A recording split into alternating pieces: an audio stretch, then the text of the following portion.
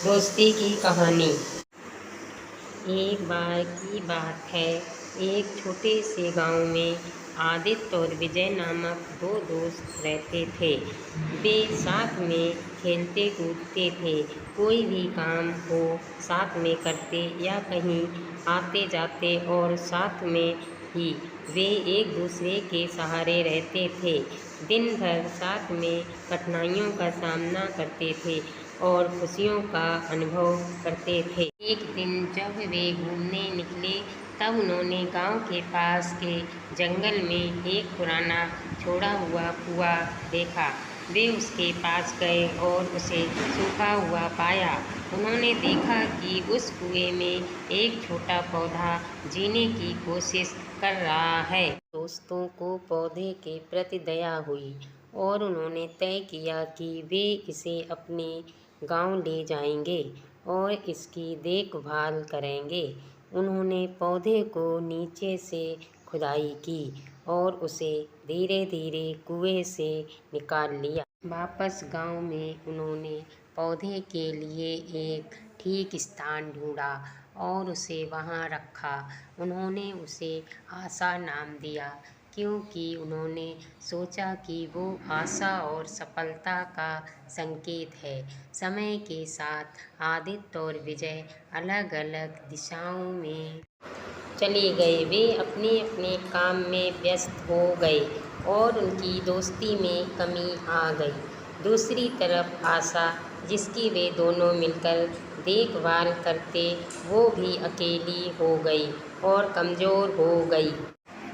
एक दिन जब विजय गांव के पास से गुजर रहा था, उसने देखा कि आशा बहुत कमज़ोर हो गई है। उसकी पत्तियां सूख रही थीं और उसकी रंग बिरंगी चमक खत्म हो गई थी। विजय को दुख हुआ और वह जल्दी से आदित्य को ढूंढने निकल पड़ा। उन्होंने बातचीत की और मिलकर समस्या को हल करने का निर्णय लिया।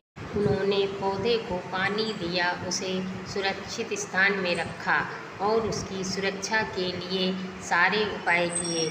उसे बचाने का भरपूर प्रयास किया। उन्होंने काफ़ी वक्त बाद मिलकर बातचीत की और अपने खुशियों और दुखों को साझा किया। उनके प्रयास से आशा को फिर से जीने की शक्ति मिली। उसकी पत्तियां फिर से उज्ज्वल हुईं और वह फिर से विकसित होने लगी। वह एक सुंदर वृक्ष बन गई और उसकी छाया और फूल लोगों को सुख और आनंद देते हैं। इस वृक्ष ने समुदाय की एकजुटता और दोस्ती की महत्वपूर्णता को याद दिलाया। आदित्य और विजय ने उस दिन एक महत्वपूर्ण सबक सीखा।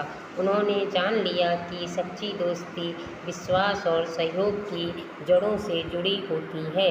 उन्होंने वचन दिया कि एक दूसरे का साथ कभी नहीं छोड़ेंगे और उनकी दोस्ती को हमेशा महत्व देंगे। जब वे आशा की छाँव में खड़े होते तो उन्हें यह यकीन होता कि उनकी दोस्ती और उनका संघर्ष सब कुछ बहुत सुंदर और अनमोल है। तो मैं जानता हूँ इस छोटी सी दोस्ती की कहानी को पढ़कर आपको अपना वह दोस्त याद आया होगा जिससे आप काफ़ी समय से नहीं मिले, किसी वजह से उससे टच में नहीं रह पा रहे हैं। तो चलो उससे मिलने की आज ही कोशिश शुरू करो।